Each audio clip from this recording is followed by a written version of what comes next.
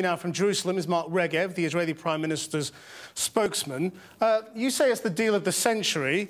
John Kerry says there is no deal yet. Who's lying? No, we said there are proposals on the table which are of great concern, and we think there should be caution. We think there should be skepticism. We think that if Iran gets the sanctions lifted at this stage, that's for them the deal of the century.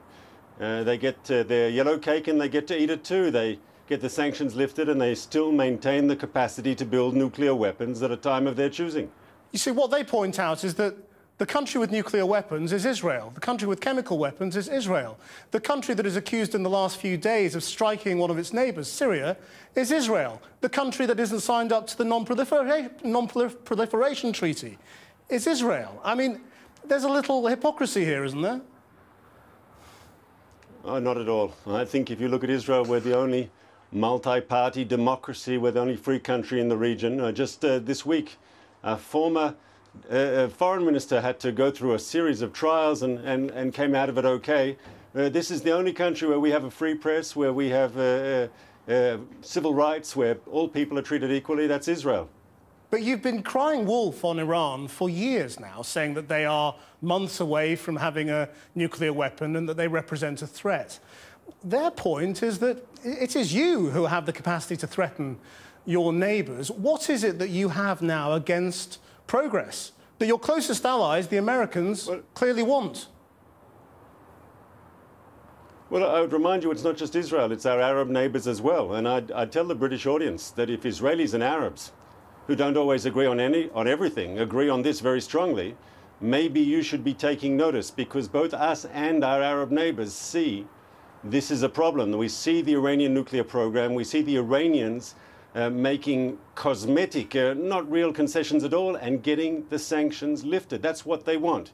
They want the sanctions lifted, and this isn't going to help peace. OK, just on trust, because you'll admit tonight that you've got nuclear weapons, won't you? I did not, sir. No, I'm asking you if you will. Have you got nuclear weapons or not? Yes, are you nodding? Israel's long-standing position... I'll answer the question if you allow me, sir. Israel's long-standing position is not to be the first country in the region to introduce nuclear weapons, and we stand by that. In fact, if you want to look at the issue of proliferation seriously in the Middle East, you'll notice that there's a whole series of countries who signed the NPT and cheated. Gaddafi's Libya, Assad's Syria, Saddam Hussein's Iraq, and now Iran. So I think before you can seriously talk about expanding NPT membership in the Middle East, one should ask, first of all, maybe those countries who are already members of the NPT should Have you got them or not? It's just a yes or a no. Have you got them or not? I answered the question. You didn't. It's a yes or a no. You want a headline, do you, sir? No, I said our policy has not changed. Israel will not be the first country to introduce nuclear weapons in the region, and that's our policy. OK, Mark Regev. Now, I think you are wrong in making... Oh. Sorry, go on. Finish your sentence. I think you're wrong in making a comparison between us and Iran. Israel has never called for another country to be wiped off the map the way Iran says that my country should be eliminated. They've called my country a cancer that must be removed. If you're Israeli, wouldn't you take that threat seriously? Mark Regev, thank you very much.